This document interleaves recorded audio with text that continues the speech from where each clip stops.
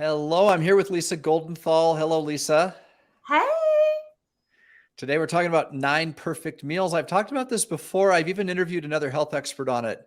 But I think it's such an important topic, and it's one that bears repeating in more detail because I don't care how much you know about nutrition. When you wander into the kitchen, if you don't have a plan, I don't know if you're like me. If I don't have a plan, chances are I'm ending up with whatever's most convenient. Right, you got to have your signature dishes that could be ready in less than a half hour and are nutritious and delicious. Yeah, and for me, honestly, I actually have an app. Not an app, it's just a simple notepad on my phone. You know that notes on your phone? Yeah, I have them pasted on there. As a matter of fact, I'll share that on the link that we share with this video of my own, good. so people can see what my 9 meals are. Um, Now, the idea I stole completely from Tim Ferriss. I don't know if you're aware of his podcast. Do you know Tim Ferriss? Oh, of course. Yeah, Yeah, yeah. 4 hour Okay. work week. Yeah, yeah, 4-hour work week. And this one came from 4-hour body. Right. And he has a diet in 4-hour body, which I didn't really love. I don't. I think he's a really great guy and super interesting, but his diet I don't agree with. Right. Totally based on legumes. But regardless, there was a lot of great information in there, and part of it was about variety and how variety is somewhat overrated, which may sound counterintuitive to people.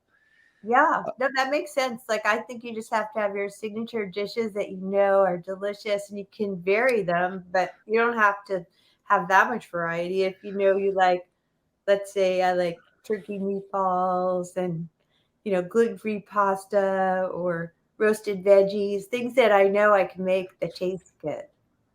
Right. And we get so much variety. When you look at ancestral, our ancestral diets or Paleolithic type of thought in the nutritional space, ancestrally, our ancestors did not have a fridge and a pantry just full of crud. They had a limited amount of food available. Now, of course, we have an advantage over that because we have way more variety, but Yeah. there's a point of diminishing returns. And so the point here is that if you pick 9 meals that you love, 3 for your first meal, 3 for your second, 3 for your third, that's quite a lot of variety, but Yeah. it simplifies your life because you can keep that list with you when you're at the grocery store and you're thinking, oh yeah, what do I need? Oh, you can just go to your list. It's right there on Yeah. your phone all the time. You just buy those ingredients. When we're here to simplify, not make it more complicated. Also, like shrimp, I love to make sauteed shrimp. That's one of my signature meals. Ooh, that sounds fantastic. And earlier we had this little debate on breakfast. I was like, yeah, 9 meals, 3 breakfasts, 3 lunches, and 3 dinners. And you said, I said breakfast. Who eats? I do intermittent fasting. yeah, yeah. So good catch. And so I want to redefine breakfast to the old what it meant. Breakfast currently means wake up first thing in the morning and have something to eat. So I totally agree with Lisa that we don't do that. We teach intermittent fasting. But Right. let's take the word breakfast, which actually comes from the 2 words break fast, Right. right? And just move it later to 10 or Yeah. 11 o'clock You can in still the have morning. eggs if eggs is your jam. What's Or that? you can still have eggs if eggs is your jam, like an omelet. Yeah, as a matter of fact, that's one of my go-tos. So Perfect. you want me to read off my 3 go-to breakfasts? Hell yeah. Let's do that Okay. thing. Number 1 is eggs. That's it. I love eggs. And it used to be eggs and toast. And sometimes it still is, but it just be a little piece of toast, maybe half a piece. It used to be like 2 or 3 pieces of heavy bread. I don't do that anymore. I'd rather have more eggs and not very much carbs. And what about turkey bacon? Is that okay? I don't like, you know what? I don't like many modern made up foods. I'm Yeah, like, I know it's not healthy, but it tastes good. it does taste good.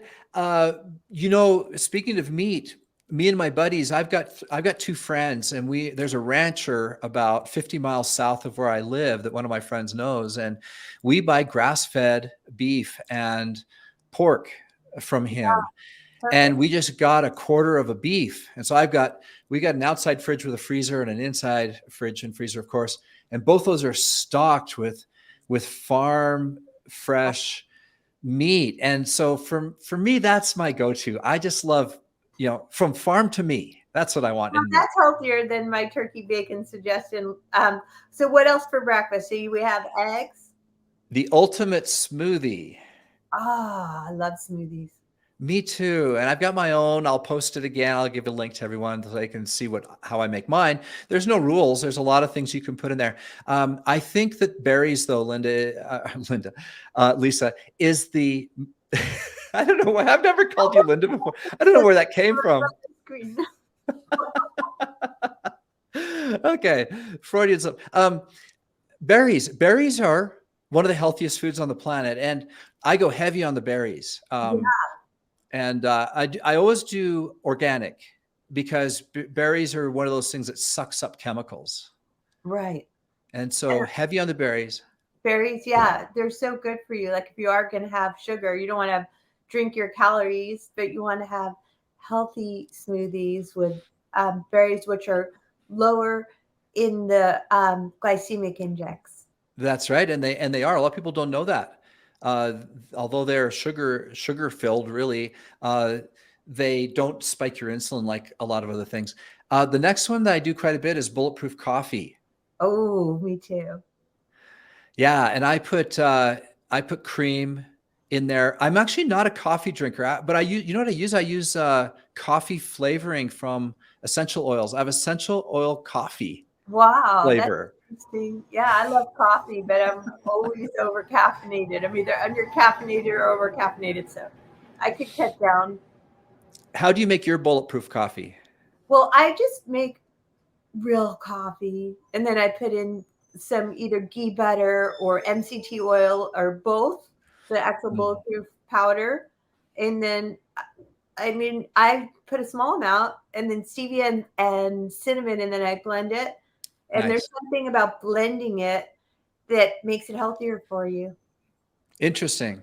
And sometimes I throw a small handful of nuts. Oh, that sounds yummy. Yeah, cashews I find are really delicious in a bulletproof coffee.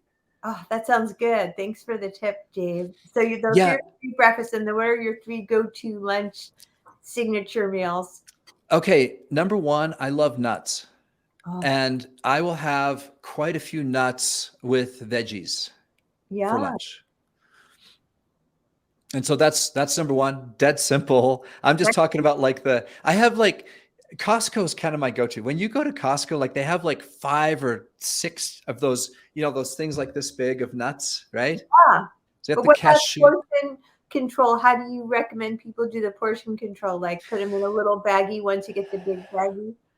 It's interesting because after I interviewed Claudia Wilson, who wrote the book 1-2 Punch, and she's an expert on this, and I really respect her as a coach. Yeah.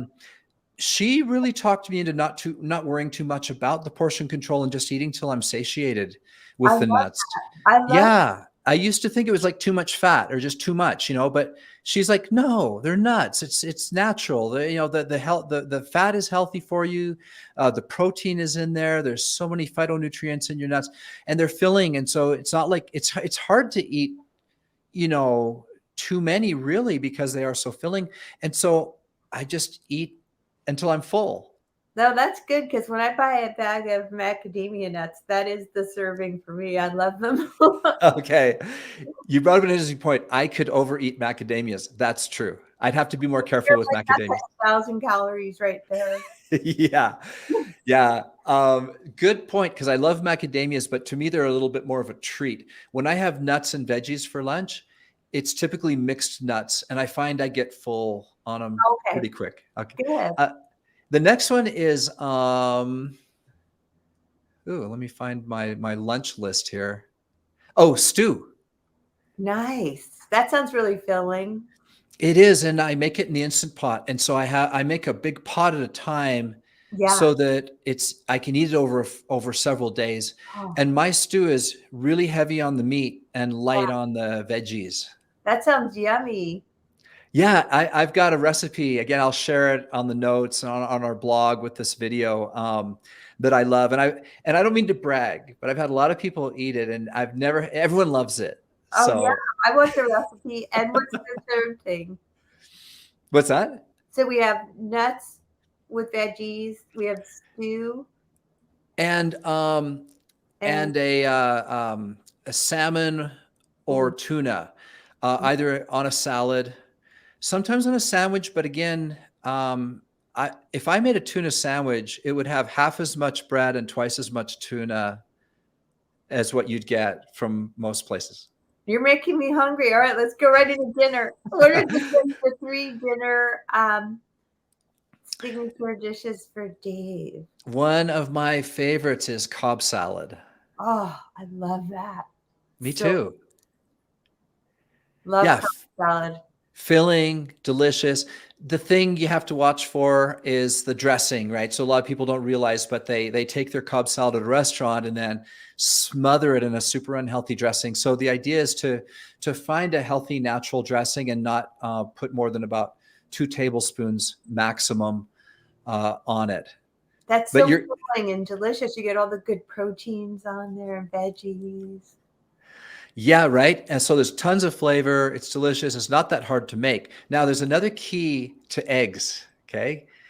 Because I mentioned eggs now a couple of times, and I also like to keep boiled eggs in the fridge as a snack. Yeah, And if you have an instant pot, you guys, you got to buy the egg holder thing. Okay, it right. holds 7 eggs. You Yeah, put that in. You put the cup of water in. You put 7 eggs on top. You set it for 5 minutes, right? Then you set your timer for 10 minutes because it takes 5 minutes to warm up the instant pot, 5 minutes to cook the eggs, and you got to get them out or they keep cooking. Okay. right. So you take them out and they peel perfectly. I don't know what it is, but the That's instant pot, amazing. isn't that great? Because that's such a pain sometimes trying to peel eggs. Who has time for that? Yeah. Have you ever sat there for 15 minutes breaking off tiny little bits and part of the egg while you're trying to get the shell off? No time for that. It's a patience thing. So we have the cod salad for Cobb dinner. salad, or salmon Salmon on a salad. on either a salad or just as a traditional meal with vegetables.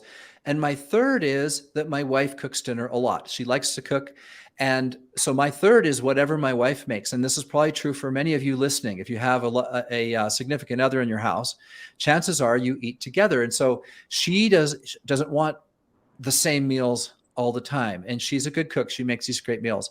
So in Yeah. that case, what I do is I do portion control, and she knows that I'm going to go heavy on the meat and the veggies, and that I'm going to go light on carbs.